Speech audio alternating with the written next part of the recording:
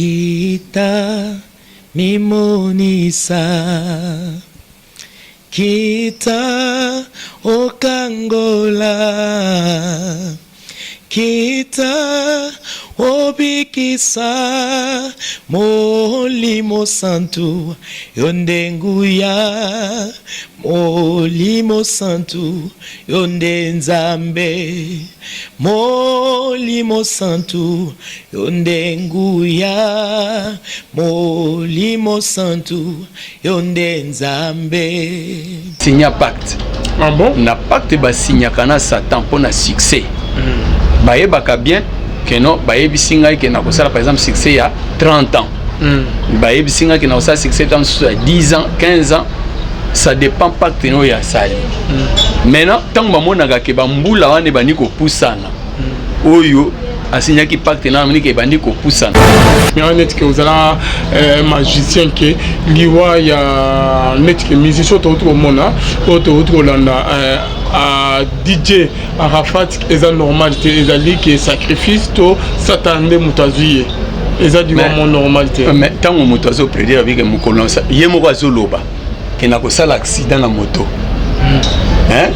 Est-ce que azolo bango par hasard ou bien yebaki? Ayebaki. Effectivement oya lobaki on pende salami. Hein? Au moins ba musicien de bazalaka wana, musicien mon côté à cause la renommée mondiale. Monde et gangi na combo na et tout ça kasimi le côté jamais. Monde des normalité. Monde des Satan papa. Mingi net baka ba musicien, ba joueur. Au moins na ba web c'est ba bino au ça succès autant des années. Oui, madame son meilleur buteur, oui, ma peut-être meilleur joueur, aujourd'hui cette équipe n'a bien coupe 2, 3, 4 fois et après succès nous ici. Mais yo pesa kabatu, wana ezaka. Mususu wa rebisa babino yo ko pesa biso batute, mo ko pesa biso ka bambula na yo. Yo moko ko sana nini okokufa. Nde bato mona baza ko prédire. Ngai na banganga pona oluka succès. Mais tant qu'on met pas nganga bimse le la carte to betaka. Mais carte ngo balungola ba lettre K ba lettre balungoli batika ba chiffre. Ba bimse beta boeti abandi ko beta pam bimisi bo 7. Ba bimse omoni ndo bimisi 7 wana c'est que vous ça 7 ans il y a succès et 7 ans il y a bon. Alors le colo ça 7 ans il y a succès 7 ans il y a bon renommé sangwe kokende. Après 7 ans il faut battre tout na raté hein. Bon, c'est dans ça 7 ans à succès. Mais après 7 ans, qu'est-ce qui va arriver? Tout n'a qu'à il y a ces pélicans, ah non, ça a 7 ans à succès. Mais après 7 ans, au Koufi, après 7 ans, bon, renouveler. Mais pour renouveler pas matin, il faut sacrifier. Ceux qui ont sacrifié, tu as mis peu sur moko. Vous avez moni na betelo lisolo ya musicien moko otoyebi bien na Congo na Kinshasa. OK panganga kuza kisi Satan bomba elomo wana na sima papa. Afungolo yango te. Afungolo te parce que babenga on article piège. Mutambo. Oyebi so ba cheli mpuku mutambo. Hein? Même temps to zwaka kisi ya mpuku. Mwamba mpuku boina tango bwa keli mpuku mpuku si azoyeba no batie nga damage mais yo mtoche damage oyebi ke tango damango ana conséquence nde bongo diable bazali bike bakisi museda OK au signer contrat après succès wana yo mo OK mususu eza neti par exemple bato bazwa mingi sirène hein souvent bato bazwa ko domaine ya sirène. Sirène soki andimi yo a soutenir yo jamais sirène a fait succès à vie mobile parce que sirène a besoin de libalati donc tant on paie son numéro a paie son numéro bon ngai na ningi besoin de succès buena bon succès no sala na 20 ans après 20 ans donc il faut kufa oya na sama yawa siko biso na to sanini to régner donc di OK di balati ba sirène ba sande wana pour sirène ya zan agité o akokufa boya waza esprit yonde mutoza mortel yango il faut 4 mois bambula pour ya kosalela ye avant que âge no ya liwa normal onzamba yebi ozala seconde okokufa mort réel. C'est bande mebele basala ba succès ba kufaka boye eza liwa normal mort triqué bakenda ko servir na deuxième monde Donc qui va continuer là va continuer via dernier monde. Moni ba commentaire na moni de bato bazako mikoyoka passe na motema tout ça par rapport à comment un jeune artiste musicien a okufa kaka boye na kibolenge nyonso et yango nde toli topesaka pe nde makambo tolobaka souvent tolobaka ke monde ya Satan efutaka te monde ya Satan etikala kofuta te soki omi confie pas à Satan yeba que Satan nde ako récupérer yo.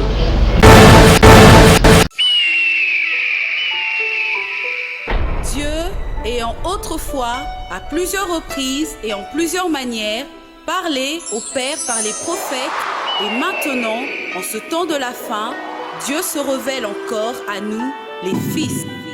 Depuis 2002 un appel retentit. Au travers des oracles, Dieu interpelle son peuple. Un rendez-vous, un temps de rafraîchissement, un temps de révélation, l'enseignement de l'esprit, en un mot, le rassemblement des aigles.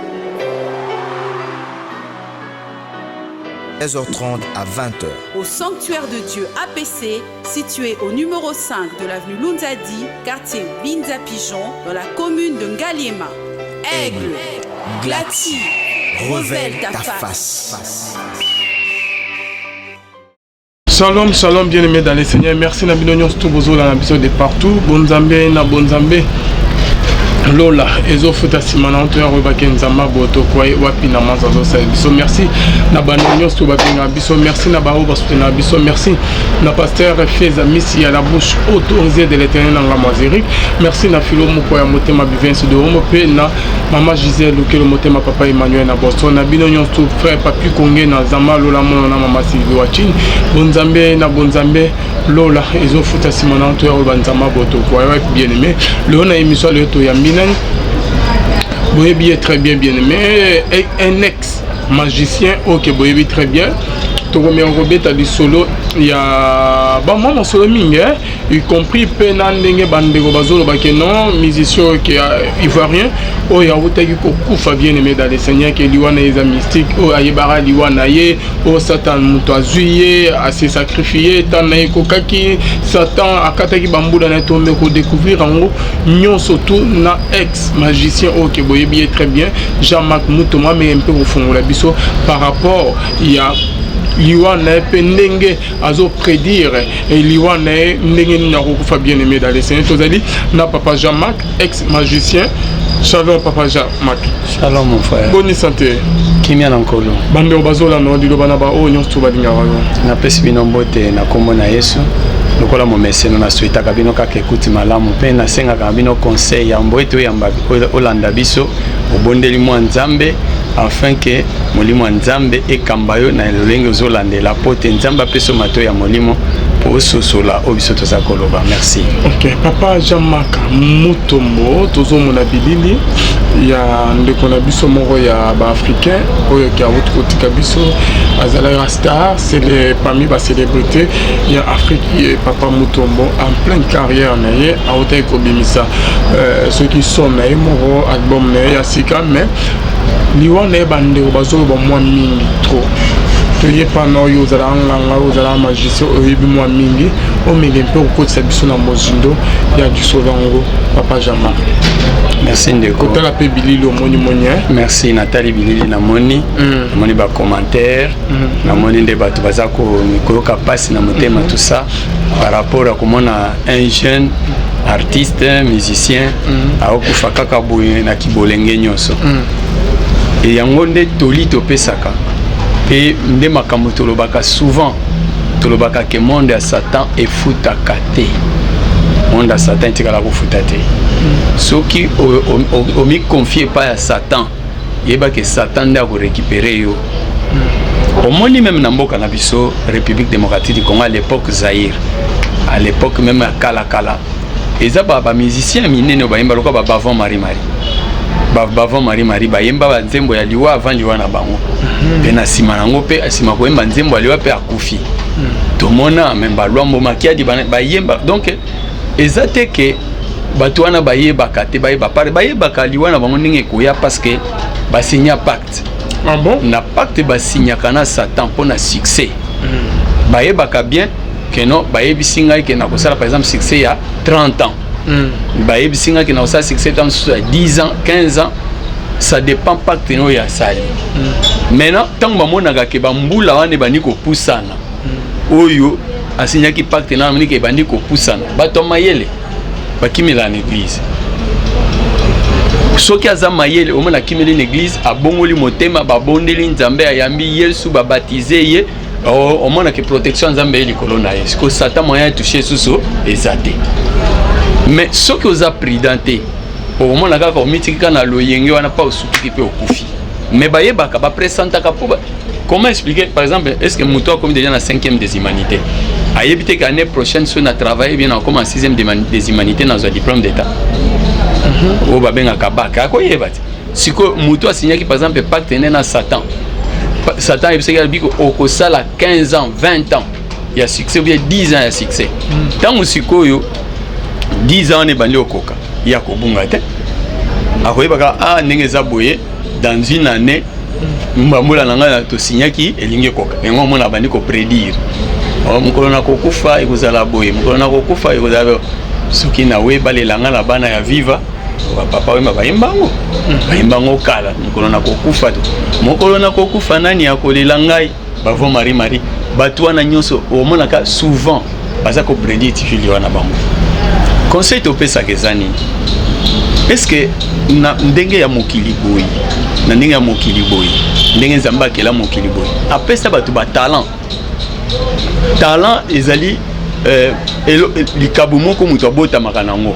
Il y a des gens à l'école ya couture te mais sur la simbia tongelo pantalon tongelo veste au kamwe ezana bato yo akota na école la mécanique te mais tant so avana si ma papa moko boyata na ndinga so akoma grand mécanicien eza ba don naturel ou ta panzam même koyemba ezana bato so yemba kana don naturel do azo yemba bo sentir que oui mais ezana bato baso linga tuiba bakisa tango zo luko bakisa nguya na yo sel o comme célèbre comme renommé makasi à monde mais c'est ce que la Bible dit. Satan a même Jésus na ngomba ebisi mokilo eza yanga soko fu gumba melinga na kopesa yo yango pour te monde entier ba mazolo ba na Jésus soko to ba na Jésus bon biso ba to musunyo so papa c'est que yo zolo ba liboso caméra net que vous allez magicien que liwa ya net que musicien to to mona to landa à DJ Arafat eza normalité ezali que sacrifice to satande mutazuye eza du moment normalité mais tant on mutazo prédire avec mukolonsa yemo kwa zoloba que na ko sala accident na moto. Hein? Est-ce que azolo bango par hasard ou bien yebaki? Ayebaki. Effectivement oya lobaki on prend des salami. Hein? Au moins ba musicien de bazalaka wana, musicien mon côté à cause la renommée mondiale. Monde et gangi na combo na et tout ça kasimbi le côté jamais. Monde des étoiles normalité. Monde des Satan papa. Étoile normale au que malem ils ont que na commander. Mais il y a bango ça pouf éclat. Hein? Il y a moni même catch banda to bandi catch na Congo na biso. Banda catch bandi. Hein? Et dingwe kaza champion. Na saboto les ceintures. Azoba mutu ako simba mutu ya dragon. Logo la werason ne akobotole. Mais le aussi longtemps que quoi catcher mon côté na simbi mutu ya dragon, mutu abotole ceinture na zate. Parce que papa Jean-Marc, comment est-ce que jeune a couffé? Et cause accident normal, en plein succès, mon amouké, jeune 33 ans, tiki biso, ils ont confirmé qu'ils allaient que attaquer à Kenya aussi qui se passe Satan, papa Jean-Marc, a dit qu'il est tenté. Au moins un album naïe, na page album naïe.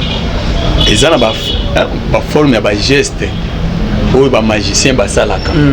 Na bad mo ala tia ba au moins pona koyeba mutu azana kati ya science okiti pona koyeba mutu azana kati ya magie ou bien azana ba pacte satanique et senga na ba formule belete pona mutu ayebi oyebi soko tanga par exemple na iti Gombe hein soko tika na porte iti Gombe oyebi ke koto ezala ka boy koto ezala ka boy na sima kuna za piscine akasi mutu nyonso apalpa déjà monde ya magie ana facilité atali mutu bokandinga lati boyebi que non elateli oyo eza likambo même ba couleur même ba couleur mutu alati couleur bo une couleur alati eza signification parce que ba couleur même na katia au moins mutu azoba na scène bo beti tout jaune oyeba que alati jaune bo pona likambo boyo alati tout rouge bébé alati rouge boye elingo ba boye ah oui eza facile à détecter donc elo kongai nazo conseil bande ko ba musicien bo sale la talent naturel botika kokata vie na bino ndamu kotika famille na ba souci na ebi que jeune wana so azaki marié azaki père des enfants atiki bana na sko orphelin et puis na ebi est-ce qu'il a investi ou il n'a pas investi so ga investir peut-être bana wana bakoko jure moi bolamo oui a investi mais so ga investi ça quitté au moins katiki ba orphelin apesi suko charge msusu munene na l'état pour éduquer ba orphelin wana na ba veuve wana. Donc on a confirmé que c'est du bossa caméra qui c'est dans la musique. Makasi. Omoni tanga na ki magicien pour nazonga toujours histoire mbandaka. Maître Sabou premier mutu apesa kanga numéro ya magie. Hein? On a lobaka ki apesa nga pentacle ya domination naza ko tia liboko na poche. Azalaki encadreur ya orchestre moko ya mbandaka baza ko benga troubadour. Na bato ya initié ki tout ça ba jeune wana ba koma ba yaki ko changer comme orchestre ba yaki ko orchestre moko zinda bangondo orchestre wana ebimi 2 ans après succès ko sakanate mais à cause ya bisimba simba bazaki na musicien mo balinga mi ba sacrifier ki petit démo oka siko so bazo mboka be démo ki démo comment mutu hein avec démo mais ça démo te ya mi pesa kombo démo ala ko beta guitare na ninga mukete petit wana sikoyo tant il faut succès orchestre wana il faut capable ka démo que c'est-à-dire ça satan mutu na biso démo mo beti na biso guitare akenda sikoyo lokola ya akenda mbanda ka ifeza na maboko na biso de succès na bango za makasi mais famille la petit wana pe balukaki pe na ndenge na bango donc baluki ba façon ni bako sala vengeance de orchestre na ekokufa. Donc na kati ya musique qui s'ezali na kati ya bal qui s'ezali toko soti et lelo oyo batu mingi balingi ko salela koluka lokumu koluka mbongo na nzela ya kisi mais bazo bateke conséquences ezali parce que dans la bande rebelle bazo commenter bazo tinga ba message bino botika ma na bino ya lukuta na e komika ke musicien tel ce ka ko fait au kiss ba kiss ya onti wapi et là le normal et cause à la té mutaroza na succès tenyon cela au faut binga on kiss mais c'est parce que batanga la bible té bible zolo baké moto oya banga kanzam moto yo a respecta kanzambe akufa ka rassasier des jours azokufa rassasier des jours c'est-à-dire à Baymond akomu bange tamsozo tamona na nzete abiana sina Baymond na nzamba zo anga takozwa mais oyo azokufa très jeune 33 ans s'il vous plaît Alvin 33 ans c'est ça non trop jeune à venir les ans mulai liboso na bible écoute zolo ba ke mutu normal il faut à ça au moins 70 ans hein ça 70 ans 90 ans souk mais Zamba loba 120 ans mais to komisa kango te par rapport à kolia par rapport à la pollution d'air par rapport à science ndé tozo kufa noki peut-être bilo tozo lia congelé boina botolia subilo naturel mingi te mingi kuti ba chimie belé et lu que la biso ba maladie mais Zamba loba qu'il faut muto ça la 120 ans pour na ba moins robuste il faut kufa moins na 90 mais hier passer à 70 donc 70 à kokisi en 33 bamboule belan donc oyo tikali wana tikeli na atikeli ngona na za batu ya tikeli yemo ayebi tant on ba atikeli on nani parlo ni ngodo ba ni ozozo ni makama mo triquer expliquer oui mo triquer na solo bela mama mo triquer oyebi que dernièrement ils ont mutu na poto o akufaki pa baluki ne baleti titi abimakate finalement ils famille lukisi na ndenge na bango so bakota ba maison ni pe na ndenge na bango bakeiti place wana basali ba cérémonie après bima bapesanga raison na émission on otaki ko sala dernièrement oyo tozali ko basir batu bakufa na kati ya mai zomona alors c'est ce que je voulais dire que soko moni mutu akufi liwa brusque liwa moko anormal landela parcours ya vie na yo mona ya quelque part parce que Satan longola ezala boy mususu ayib salbi bon okosala succès ti ki mubange na yo okufi. Hein? Mais azosenga yo osacrifiaka bato. Moni, sikono akosacrifice ya bato eza bato akolokota bazali, bato akosomba bazali. Bato akolokota eza wapi?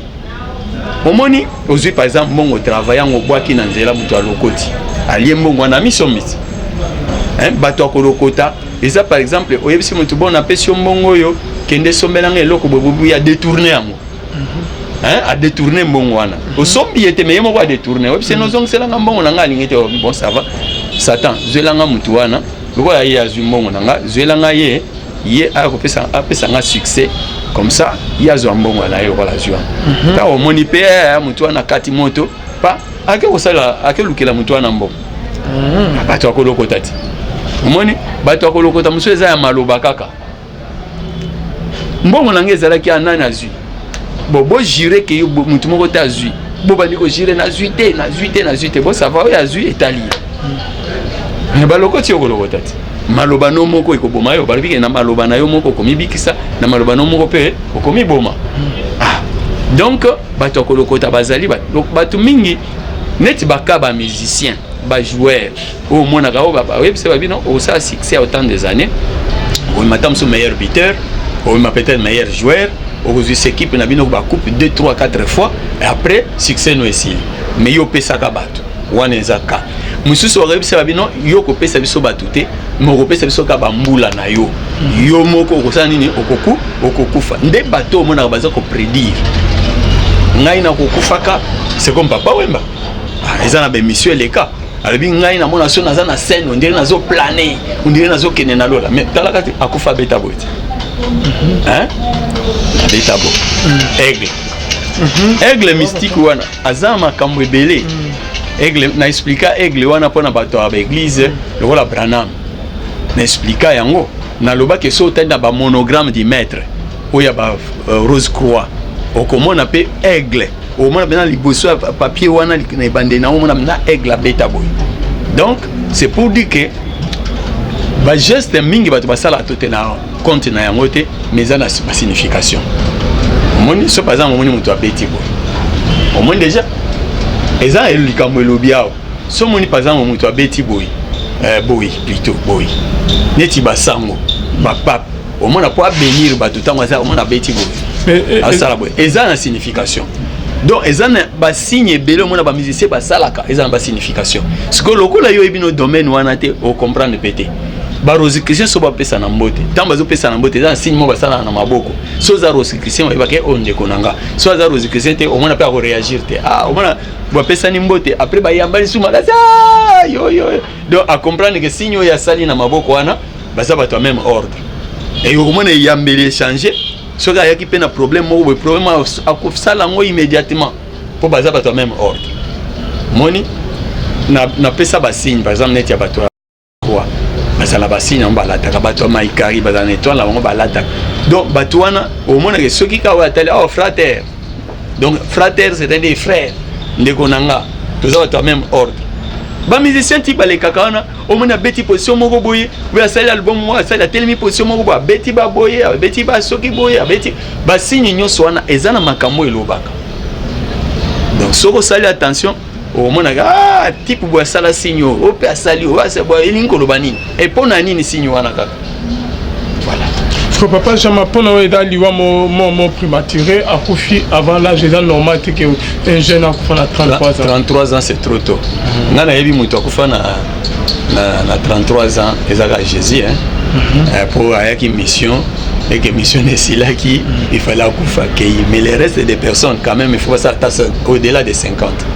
Parce que papa maintenant au bête biso di solo ya ba montre que ne autour ba que non OK par beaucoup de musiciens ils ont bon aux une au succès mais dans âge mo bo ba katelo mais on va expliquer na banduko ba la biso ka lelo omoni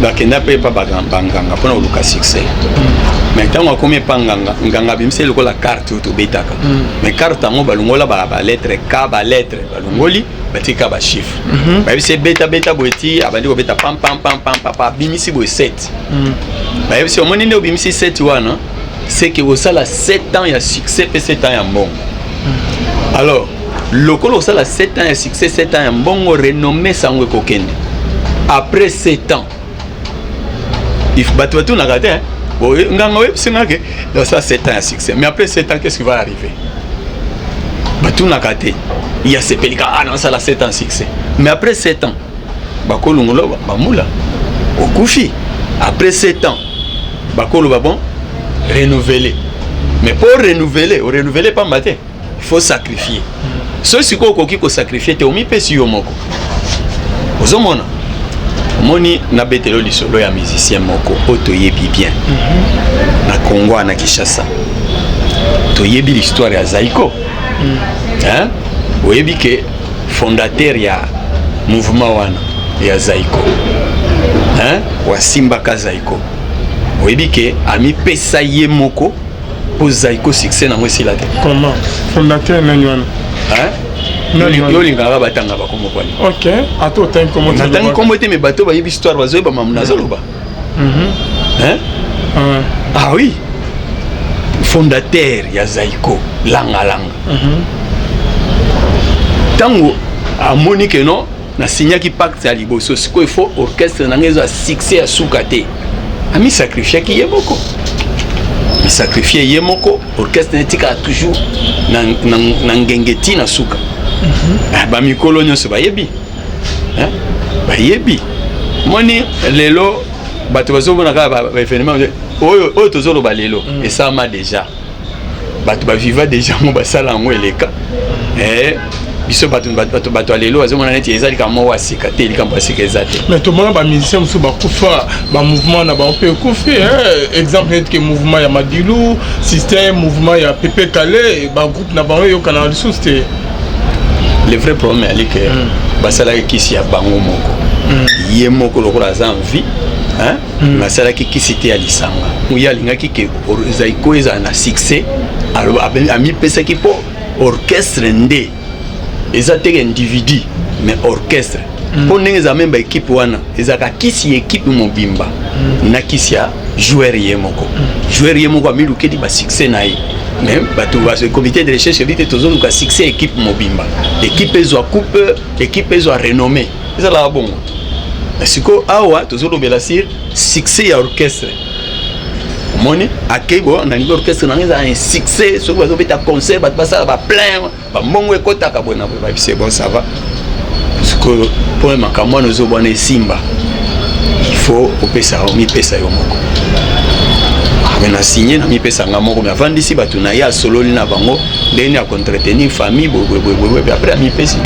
ça là non bon oui l'homme de Djebande bazola na biso de partout au lobby que bakis nous fait OK au signer contrat après succès wana yomo OK mosusu eza neti par exemple bato bazwa mingi sirène hein souvent bato bazwa ko domaine ya sirène sirène soki andimi yo a soutenir yo jamais sirène apeso succès ya vie mobimba parce que sirène a besoin de libala ti donc tant on peso numéro bon ngai na ningi pendant ça succès buena oui bon succès no sala na 20 ans après 20 ans donc il faut kufa oya na sama yawa siko biso na to sanini to régner donc di OK di balati ba sirène ba sande wana po sirène ya zana agité o akokufa boya waza esprit yonde muto za mortel yango il faut 4 mois ba mula po ya ko salela ye avant que âge no ya liwa normal on zamba yebi ozala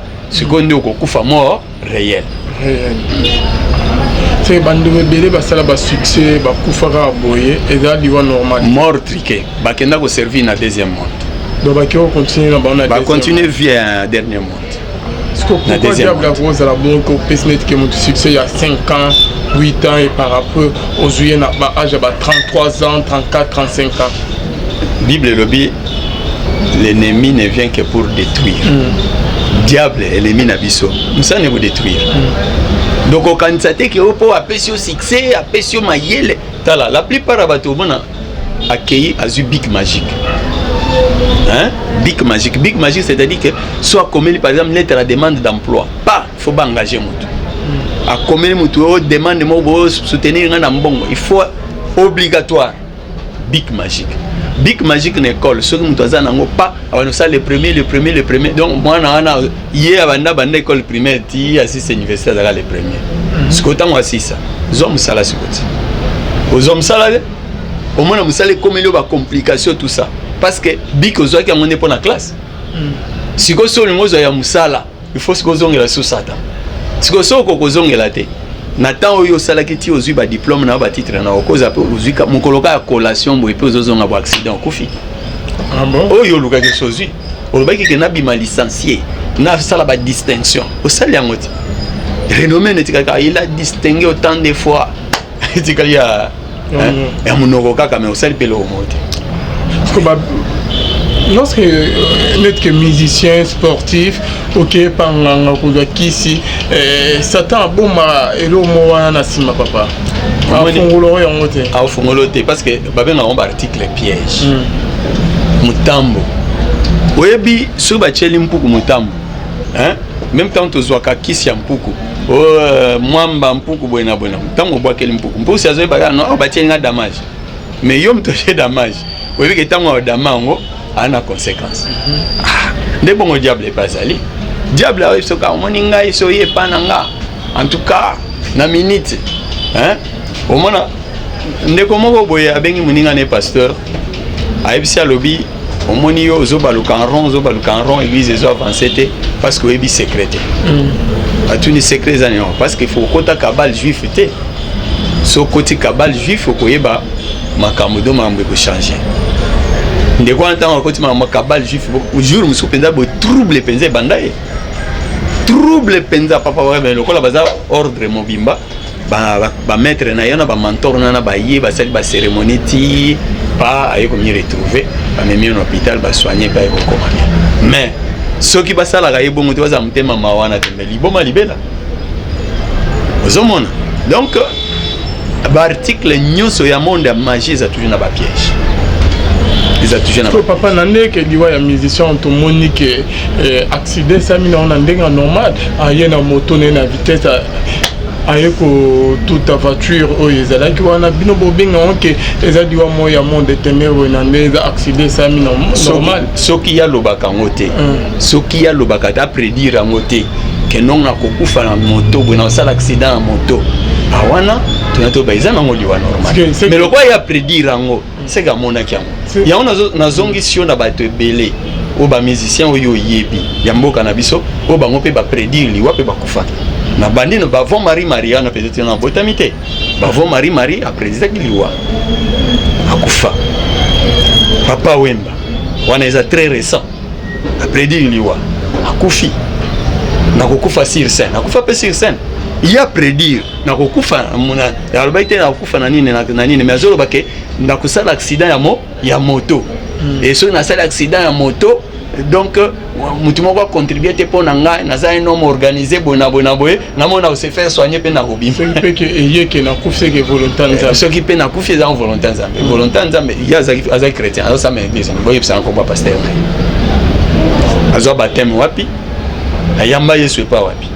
Mais il paraîtrait que mon ko ya ba prophétesse maman mo bo asola que non jour na bimata zo mona liwa na ye atira otamula na moto ya lobi que non moto eza vie na ya rotika moto te siko moni moto ayebi nzambe soko ayeba ki nzambe tango prophète neti yo boye prophète ali de tout cela na yo boye hein les un message mon asipé na pesa yo non une fois comme ça vous vous souvenez oyebi attitude ozwaki par rapport à message na pesa ka ah bon siko yesu azai mwana nzambe ba pesi message a respecter ngote est-ce que mtu ana yebi nzambe muto ayebi nzambe so ba pesi message yote pa nzambe ko banga nzambe ko respecter mais lokola ye ali déjà mutu mo ba mvuta ye déjà na mondo ane pe yibana ngi fa kufa bon on fait ça petit pour kufa pour diable la mémoire na teti est pour kufa oui mais ko pe ozala ke nzambe alexie bolingo ne bible des oloba alexie bolingo ke akufa ta révéler mais il y a tellement une prophétie mais c'est ça au moins muto a prédestiné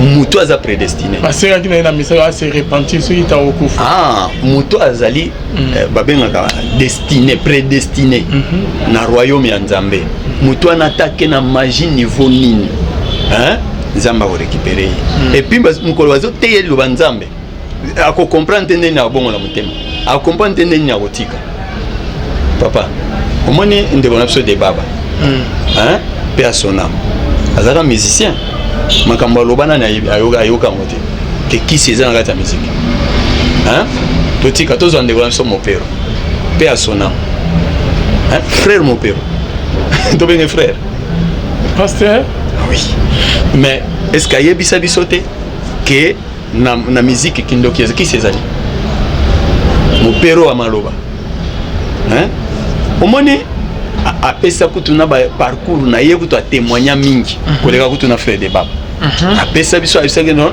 monde ya wana eza toujours na kisi et puis a témoigner biloko moko très sérieux moni siko tala mwana na ye mbaka nene musique wa na biso ba Kristo Blaise maka azo yemba na nature boyiti moi ayemba pe asimbi kisite ni azo yemba donc likabuko te pa za ya nzambe na peu de temps moni mais awa mikolo zoka kimia omoni likabo te pa nzambe ezana parce que nzambe azanzamba tata bana ebele atomboli oyo après atomboli oyo tala même na kati ya succession ya ministère même na ba prophète omoni attend atomboli Élisée et Élie après c'est manango atomboli Élisée.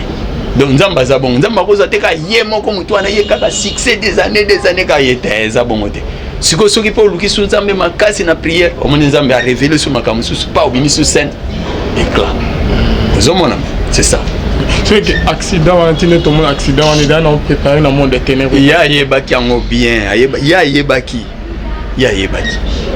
yango bien que ngai ndenge za bo suka na nga ezala boy on a qui ont servi Satan oui et moi teki molimo na ena diable oui ateki ça pacte ça mais bazolo baki non il a vendu son âme au diable ezaya solo exact ngana lo baka exact parce que yo za magie oza ex magicien oyebi makamyon so wana papa est-ce que ezaya solo que non DJ Arafat avait vendu son âme au diable mais mutu temps nazo zongela même phrase c'est na tuni parce que yo ozala kané tozo baki ex magicien au pesa pe banani bona boye baki si ozala magicien yane na est-ce que makambande ko bazo publier que non Didier Arafat avait vendu son âme au diable et ça a sorti ne akufa que au servir diable au servir diable sûrement parce que a signé qui pacte na diable par rapport sur talib album naie ba couverture ba signe zawana ba signe satanique tout ça montre que azaki na alliance nanani na Satan c'est ça. Merci beaucoup papa.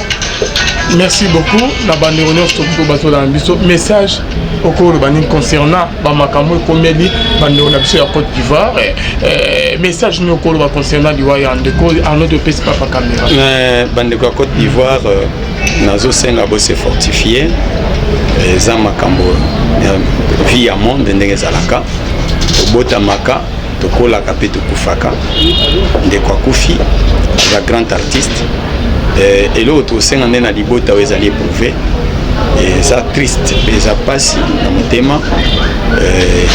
les obimisa biso nyonso pinzoli na miso parce que azamoko ya africain ou asalaki impact na kati ya monde ezali joie on a biso komona quand même ndeko na biso africain asali éloge mais éloge yango tellement et umeli pété pezaki na ndenge malamu te donc conseil tozope c'est que luka na makasi na yo na maele na yo kuluka bakisa makasi ya satana te pe maela satana te parce que elukilaka biso makama elukilaka biso liwa nalingi nasambela mpona bandeko oyo baza vraiment persécuté baza combattu ou peut-être basigna bapacte na Satan mais baza na posa ya kose libérer balunga na kati ya pacte wana bazozwa moyen te soko signa pacte na Satan bio sala alliance moko boyi na ba marabu na bo cultiste moko songolo paka ozoluko bima kobanga te nzamba abolingo nzamba mawa aza capable ya ko délivrer yo pe ko bimisa yo na kati ya minyololo wana ya Satan biso nyonso oyo tozaki ba candidat en enfer tozaki bato tozaki peut-être préparé pour tokufa liwa ya mabe pe tokene en enfer mais nzambe na mawa na ye tango atindaki basali na ye batei biso maloba na nzambe na nzela ya ba évangéliste na nzela ya ba docteur ba prophète to bongola mitema to koma ko salela nzambe yo pe peut-être okota makambo wana kana pasi ya mokili okota peut-être na ba circonstances peut-être l'influence ya baninga bayebisi que sala bo yango mikotisa kuna yango nazolinga nayebisa yo ke rien n'est encore perdu. Il n'est pas encore tard. Il n'est pas encore tard. Rachetez les temps car les jours sont mauvais. Nalingi to sambela longo. Kangami suno place ozali tozo sambela nzambe. Nzambe na nguya. Nzambe na bomoy. Nzambe ya solo. Elohim, créateur du ciel et de la terre. Ozo yeba nani oyo yo bongisa avant la fondation du monde car kozala mwana na yo. Oyebi nani oyo azalaki na kati ya voix pe alungwa na kati ya voix kenda mopanzi. Kolo na tango aza komituna na kozonga na loboko ya nzambe ndenge nini. Ba misusu eza par influence, mais nzambe na nguya oza na posa mutu nyonso abongola motema aya epai na yo po tazwa bomo ya seko. Na kabiba ndeko yo o baza na kati ya mikakatano na kati ya minyololo ya Satan baza ko servir Satan peut-être sans le savoir ou sans le vouloir. Zongisa bango na kati ya nzela pambola bango nzambe batela bango mokonzi makila Yesu ezipa bango makila Yesu est protégé bango bange na nzambe ba camper ndenge Bible zo bete l'ange éternel campe autour de tous ceux qui craignent Dieu et les arrache au danger. Basa la protéger et garder au nom de Jésus-Christ. Amen. Bye nzamba lola apambola bi. Le temps passe et ne s'arrête jamais. Alors réveille-toi mon ami. Et tout ce qui nous quitte chaque jour, laisse que cela nous serve de leçon. Car à chacun son jour, à chacun son tour. Peut-être demain sera ton tour. Alors réveille-toi et prépare ton âme. Car un jour. Oh, oh, oh, hey. Oh, oh, oh, oh. Hey. Le temps passe, le jour s'envole, s'en va si vite sans laisser de traces. Hey. Comment faire pour l'arrêter, car il nous amène vers le jour de départ. Yeah. Tout c'est fort avant nous, n'ont pu l'arrêter. Il s'en va sans arrêt, sans pitié, ni nous laisse le temps de faire nos bagages, que de tout mener. Le temps passe, le jour s'envole, s'en va si vite sans laisser de traces. Comment faire pour l'arrêter, car il nous amène vers le jour de repas. Tous ces forts avant nous n'ont pu l'arrêter. Il s'en va sans arrêt, sans pitié, ni nous laisse le temps de faire nos bagages et de tout amener. Il s'en va seul sans nous. Faut mieux perdre tout plutôt que de perdre son âme. À quoi bon tout gagner, mais sera que vanité. À quoi bon tout gagner, perdre son âme si l'on est censé de tout laisser. Moninga, verser le sang de l'autre, si demain sera le tour, tu seras seul comme dans un miroir. À quoi bon tout gagner, perdre son âme si l'on est censé de tout laisser. Moninga, verser le sang de l'autre, si demain sera le tour, tu seras seul comme dans un miroir. Où tu rendras compte devant le Seigneur toute ta vie sur terre. Après avoir tout gagné, l'on s'en va seul, sans rien amener. Faut mieux perdre tout plutôt que de perdre son âme. À quoi bon tout gagner, demain sera que vanité. Faut me perdre tout plutôt que de perdre son âme. À quoi bon tout gagner, demain sera que vanité. Moninga,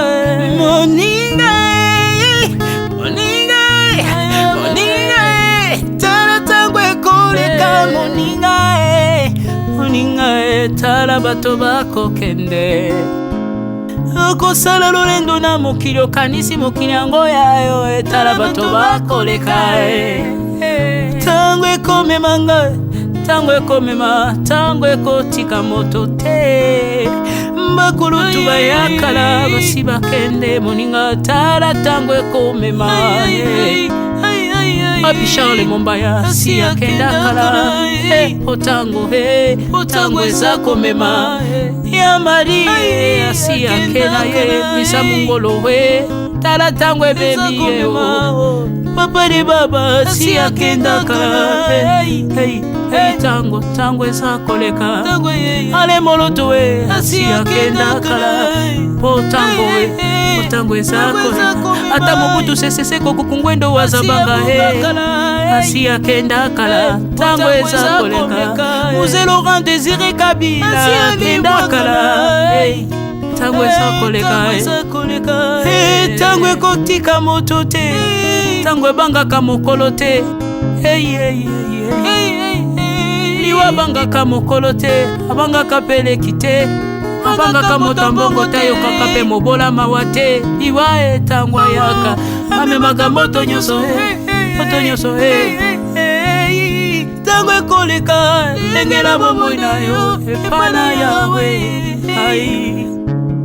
tango ekomema lengela bomoi na yo mokolo na yo ekoya okokende ndenge nini le temps passe ne s'arrête jamais le temps passe moninga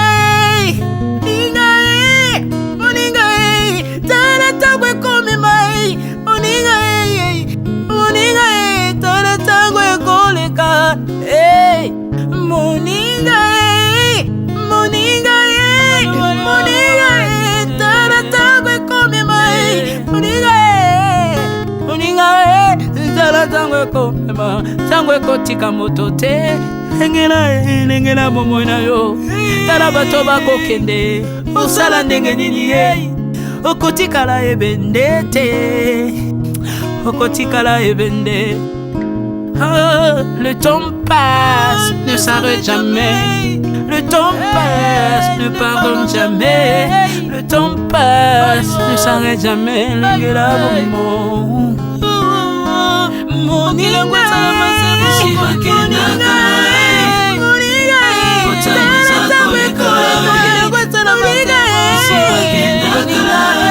tala tango ekoleka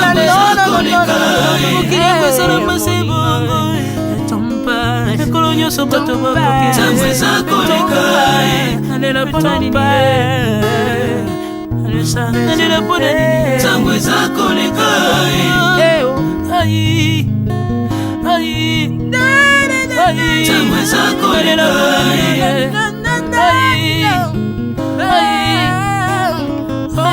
eza koleka le temps passe Alvin Ebea tala tango ekoleka nabongisa bomonanga mpona nini bato bakokende biloko nyonso ekoleka nalelalela ntina nini natangisa makila na boma bato mpona nini soki nyonso ekoleka un jour nabanga kufa mpona nini soki naza putulu ya pamba mokolo ezali na koleka le temps passe